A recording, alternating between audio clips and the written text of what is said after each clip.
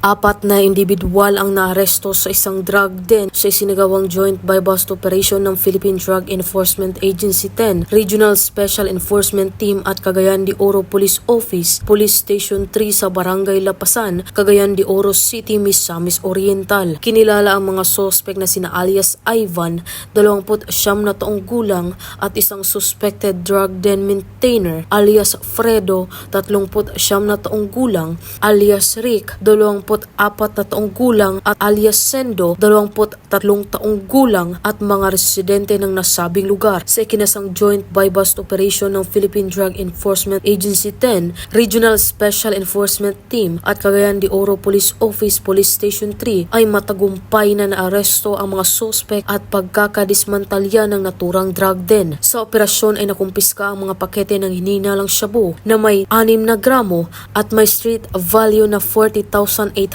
pesos. Natin na dismantling of drug den, more or less ang na seize o na confiscate na shabu o na methamphetamine hydrochloride ay humigit kumulang nasa 6 grams, no? Na hindi rin bababa sa 36,000. At ang kasong isinampa sa kanila ay Republic Act 9165.